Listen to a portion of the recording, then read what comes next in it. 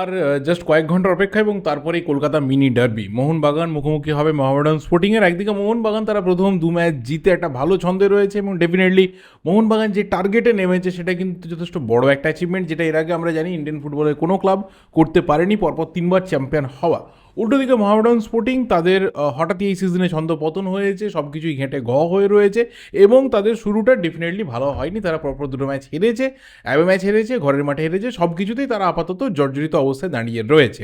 এরকম একটা অবস্থাতে মোহনবাগান একটা সুপার স্ট্রং টিম নিয়ে যখন এই ধরনের একটা টিমের এগেনস্টে মুখোমুখি হয়, তখন সেখানে হয়তো ইতিহাস খুব একটা কথা বলে না, কথা বলে প্রেজেন্ট, কথা বলে ফুটবল সায়েন্স। কিন্তু স্টিল যে কোনো ধরনের ম্যাচ একজন কোচের কাছে, একজন প্রপার টেকনিক্যাল পার্সনের কাছে একদমই খুব লুজ দেওয়ার মঞ্চ নয়। আমরা যেভাবে একটা ম্যাচকে ভাবি না কেন, সের্জিও লোবেরার মতো একজন একজন টপ কোয়ালিটি টেকনিক্যাল পার্সন, তিনি একটা অপোনেন্টকে কখনোই লাইটলি নেবেন না। তিনি একটা অপোনেন্টকে অপোনেন্টের মতনই নেবেন। যতটা তিনি মোহামেডান স্পোর্টিংয়ের জন্য সিরিয়াস, ততটাই তিনি মুম্বাই সিটিএফসি বা ইস্টবেঙ্গল বা গোয়ার মতো টিমের এগেনস্টে সিরিয়াস থাকবেন এবং সেটাই খুব স্বাভাবিক।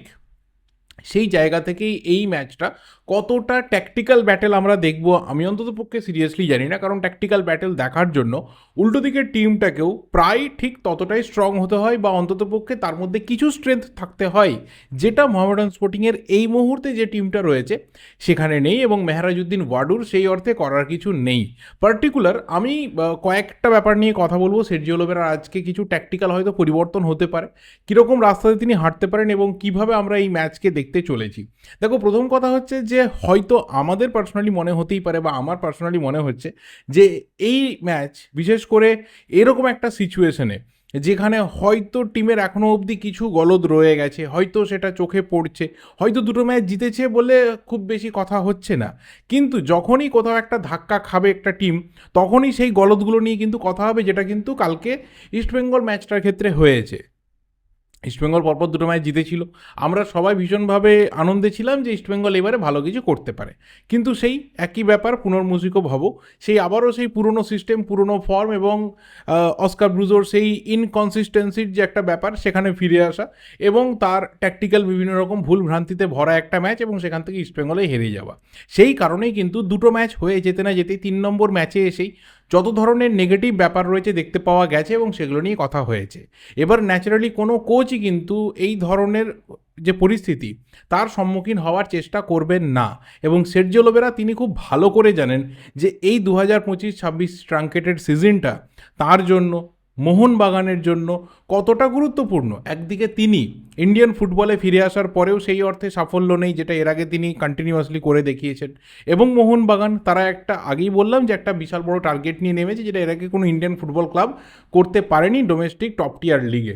তো সব দিক থেকে দেখতে গেলে যে টেকনিক্যাল পারপাসটাতে তিনি কিন্তু একদমই লুজ দেবেন না, তিনি কিন্তু একদমই সেই জায়গাতে কোনো ধরনের কম্প্রোমাইজ করবেন না।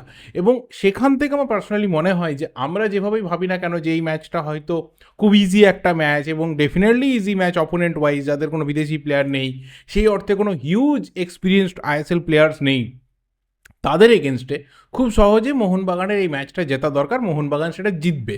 কিন্তু একজন টেকনিক্যাল পার্সন, তার ভিউইং অ্যাঙ্গেলটা কিন্তু অন্যরকম। তিনি যেমন এই সমস্ত ম্যাচে একটা পরীক্ষা নিরীক্ষার রাস্তা পাবেন, ঠিক তেমন এই সমস্ত ম্যাচ থেকে প্লেয়ারদের, বিশেষ করে যে প্লেয়ারদের এখনও অবধি সেই কনফিডেন্সের যে পিকটা সেখানে তারা উঠতে পারেনি, সেই কনফিডেন্সের পিকে তাদেরকে নিয়ে তিনি যাওয়ার চেষ্টা অবশ্যই করবেন।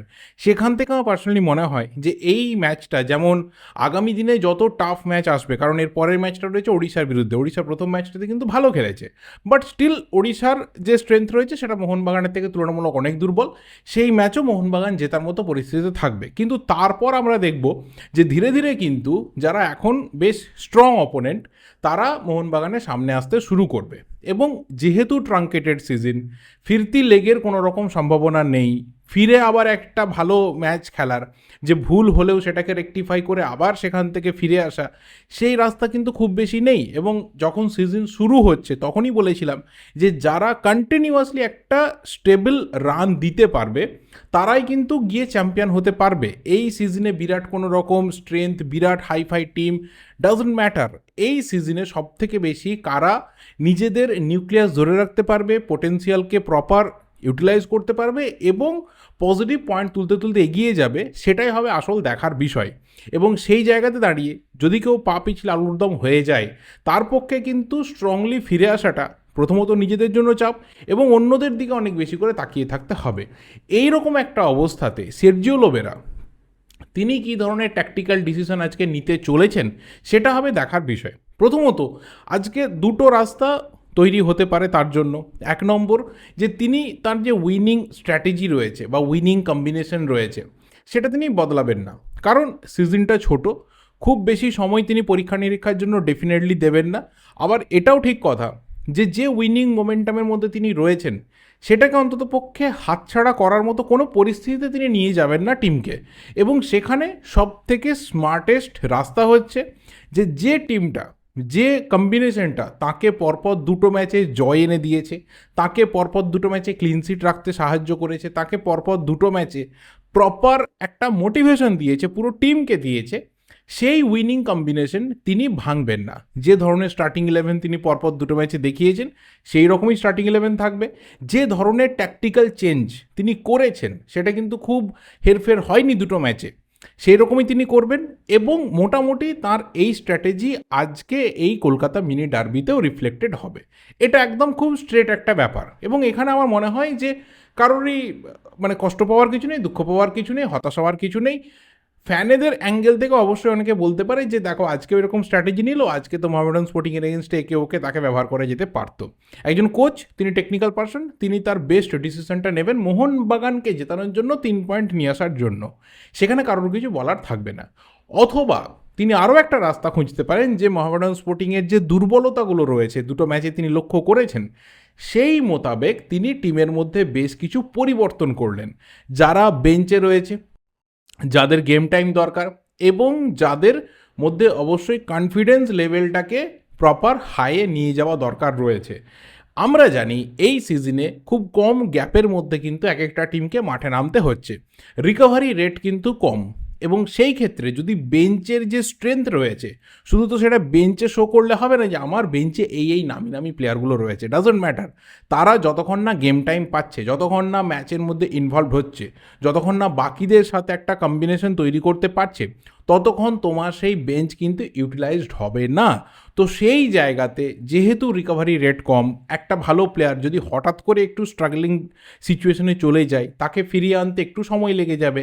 সেই জায়গা থেকে দাঁড়িয়ে এই ম্যাচ, পরবর্তী ওড়িশা ম্যাচ, কোথাও তার জন্য কিন্তু একটু বেঞ্চকে একদম প্রপার তার যে শক্তি রয়েছে সেটাকে দেখে নেওয়ার ম্যাচ হতে পারে। এবং সেখানে হয়তো ম্যাক্সিমাম 3টে বা খুব বেশি হলে 4টে পরিবর্তন তিনি হয়তো করতে পারেন। কীরকম পরিবর্তন আসতে পারে? হয়তো আমরা দেখতে পারি যে সাইড ব্যাকে একটা পরিবর্তন এলো ফার্স্ট 11-এ, হয়তো দেখা গেল যে আমায় রানাওয়ার্ডে স্টার্ট করছে, সেই ক্ষেত্রে সুভাশিস বা অভিষেক টেকচাম লেফট ব্যাকে শুরু করলো। সেন্ট্রাল মিডফিল্ডে তার হাতে কিন্তু এখনও অবধি দীপক টাংরি রয়েছে, অভিষেক সূর্যবংশী রয়েছে, যারা এখনও অবধি কিন্তু টেস্টেড নয়, তাদেরকে তিনি ইউজ করতে পারেন। কারণ পরপর দুটো ম্যাচে আপুইয়া এবং থাপা তারা টেস্টেড হয়েছে এবং খুব সাকসেসফুলি অসাধারণ তারা দুটো ম্যাচ খেলেছে। বিশেষ করে থাপার আগের ম্যাচের যে পাস অনেক দিন ভোলার মতো নয়, এবং প্রথম ম্যাচে আপুইয়ার যে বল কন্ট্রোল, যেভাবে ম্যাচকে সে কন্ট্রোল করেছে, সেটাও কিন্তু ভোলার নয়। এবং তিনি পরিবর্তন করতে পারেন তার অ্যাটাকিং মিডফিল্ডে, যেহেতু তার হাতে শাহাল আব্দুল সামাদের মতো প্লেয়ার রয়েছে, তার হাতে বেঞ্চে মনভীর সিং, কিয়ান নাসিরির মতো উইঙ্গাররা রয়েছে, এবং অন্যতম বড় অস্ত্র তার জেসন কামিংস রয়েছে, তাকে ইউজ করতে পারে। আগের ম্যাচেই দেখেছিলাম অল্প সময় সুযোগ পেয়েছিল, কিন্তু তারপরেও যে ধরনের চান্স তৈরি করছিল, যেভাবে কোথাও নিজের একটা অ্যাটাকিং মেন্টালিটিকে প্রপার ওয়েতে দেখাচ্ছিল, অনেকেই সেদিনকে বলেছিল যে যদি আজকে মোর দ্যান 45 মিনিটস কামিংস সুযোগ পেত, তাহলে কিন্তু কামিংস অন্ততপক্ষে একটা, যদি না খুব বেশি দুটো গোল করতে পারতো, অন্তত একটা গোল তো অবশ্যই করতো। এবং তার সাথে টম অলড্রেড রয়েছে, যাকে প্রথম ম্যাচে একদম শেষ মুহূর্তে নামিয়ে তাকে দিয়ে গোল করানো হয়েছে, সে গোল পেয়েছে, একটা ভালো ছন্দ পেয়েছে, সেও শুরু করতে পারে। সো লটস অফ প্লেয়ার্স রয়েছে এই টিমে, যারা কিন্তু বেঞ্চ থেকে এসে এই ধরনের ম্যাচে, তুলনামূলক দুর্বল প্রতিপক্ষের ম্যাচে স্টার্টিং 11-এ আসতে পারে এবং তারা নিজেদের সেই কনফিডেন্স ফিরে পেতে পারে। এবং কোচও বুঝতে পারেন যে এদেরকে নিয়ে আমি কী ধরনের প্ল্যানিং করতে পারি। যাতে হঠাৎ করে এমন কোনো উদ্ভূত পরিস্থিতি এলো যে এদেরকে আমার ইউজ করতে হচ্ছে, বাট তারা নিজেদের বেস্ট ডেলিভারি করতে পারছে না। তো এই স্ট্র্যাটেজিতেও সের্জিও লোবেরা হাঁটতে পারেন, যার সম্ভাবনা আমার পার্সোনালি মনে হচ্ছে যে অনেক বেশি। কারণ এই রকম ম্যাচ যেখানে তিনি প্লেয়ারদেরকে ট্রায়াল করতে পারবেন যে এরা কতটা আমার সিস্টেমে খাপ খাওয়াতে পারছে, কতটা এদেরকে নিয়ে কীরকম প্ল্যানিং করতে পারছি, ফরমেশনে আমি চেঞ্জ করতে পারছি কি না, এটসেট্রা, সেটা তিনি হয়তো করার রাস্তাতে হাঁটবেন। এবং এই রকম ম্যাচ তিনি খুব বেশি কিন্তু পাবেন না, কারণ সময় যত সামনের দিকে এগিয়ে যাবে, যে টিমগুলো ভালো কিছু করার রাস্তাতে রয়েছে এবং শুধুমাত্র নিজেদের ভালো না, অন্ততপক্ষে যারা চ্যাম্পিয়নশিপ ফাইটে রয়েছে তাদের খেলা ঘেঁটে দেওয়ার মতো জায়গাতেও যারা এসে পৌঁছে যাবে, যে আমরা চ্যাম্পিয়ন হতে পারবো না কিন্তু মোটামুটি এমন একটা পারফরমেন্স আমরা শো করব সেই টিমগুলোর এগেনস্টে যারা চ্যাম্পিয়ন হতে চাইছে, যে তাদের সেই ম্যাচের অন্তত যে ক্যালকুলেশন রয়েছে এবং যে ইকুয়েশনের উপর তারা এগিয়ে যাচ্ছে সেটাকে একটু ঘেঁটে দেওয়া গেল। সেই রকম কিন্তু টিম আস্তে আস্তে সামনের দিকে আসবে এবং যখন একদম লাস্ট ল্যাপে মোহনবাগান ঢুকবে, যদি সেখানে শিডিউল দেখো সেখানে দেখবে কিন্তু লাইন দিয়ে টাফ টিমস রয়েছে এবং একদম লিগের শেষের দিকে কিন্তু ডার্বি রয়েছে। সো এই জায়গা থেকে আমার মনে হয় পার্সোনালি যে সের্জিও লোবেরার হাতে সবথেকে বড় সুযোগ এই ধরনের দুর্বল প্রতিপক্ষ, যারা হয়তো হিস্টোরিক্যালি অবশ্যই rich club, legacy club definitely, but football সায়েন্সের ওপর দেখতে গেলে যে স্ট্রেংথ মোহামেডান স্পোর্টিংয়ের রয়েছে সেই জায়গা থেকে দাঁড়িয়ে তাদেরকে এই মুহূর্তে বিচার করা দরকার।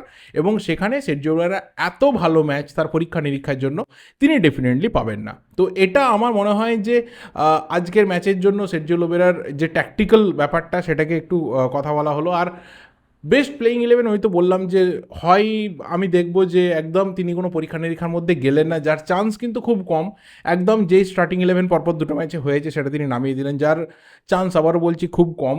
এবং তিনি পরিবর্তনের রাস্তাতেই হয়তো হাঁটবেন, বেশ কিছু প্লেয়ারকে বেঞ্চ থেকে নিয়ে এসে টেস্ট করবেন, যেটা খুব দরকার, খুবই দরকার। কারণ যারা বেঞ্চে বসে রয়েছে যদি হিস্ট্রি ঘাঁটো, এদের অনেক প্লেয়ার্স রয়েছে তারা রেগুলারলি কিন্তু মোহনবাগানের হয়ে স্টার্ট করেছে। মনভীর সিং, সাহাল আব্দুল সামাদ, জেসন কামিংস, দীপক টাংরি, তোমার টম অলরেড, প্রত্যেকেই কিন্তু লাস্ট সিজনে বা তার আগের সিজনের রেগুলার বেসিসে তারা কিন্তু স্টার্ট করেছে। তো এটা তাদের জন্য কিন্তু মোটিভেশন ফিরে পাওয়ার একটা ম্যাচ হবে, যে তারাও সের্জিও লোবেরার সিস্টেমে বাতিল প্লেয়ার নয়, মানে বাতিল ইন দ্য সেন্স কি তারা ফার্স্ট চয়েস নয়, তারা সেকেন্ড চয়েস। এটাও কিন্তু তারা ফিল করতে শুরু করবে যে হ্যাঁ আমরাও bigger part of his strategy. তো দেখা যাক কী হয়। আমার পার্সোনালি যা মনে হয়েছে আমি অবশ্যই শেয়ার করলাম। এবার দেখা যাক মোহনবাগানের এই ম্যাচ কী রেজাল্ট মোহনবাগান নিয়ে আসে, নাকি Mohammedan sporting out of know where তারা মোহনবাগানকে হঠাৎ করে শক করে দিতে পারে। কি হবে দেখার মতো বিষয় হবে। 7:30 থেকে ম্যাচ দেখবো, তারপর সেই ম্যাচকে নিয়ে পোস্ট ম্যাচ রিভিউ অবশ্যই কথা বলবো। তোমাদের কি ওপিনিয়ন রয়েছে এই ম্যাচ নিয়ে, কি কি বলার রয়েছে এই ভিডিও দেখার পর অবশ্যই কিন্তু কমেন্ট বক্সে জানাতে থাকো। ভিডিওটা এই অবধি, ভালো লাগলে লাইক করো, শেয়ার করো, দেখা হবে পরের ভিডিওতে। টিল দেন, যদি চ্যানেলটা নতুন হও অবশ্যই চ্যানেলটা সাবস্ক্রাইব করে বেল নোটিফিকেশন আইকনটাকে টুক করে ক্লিক করে দিও। Thank you and good by.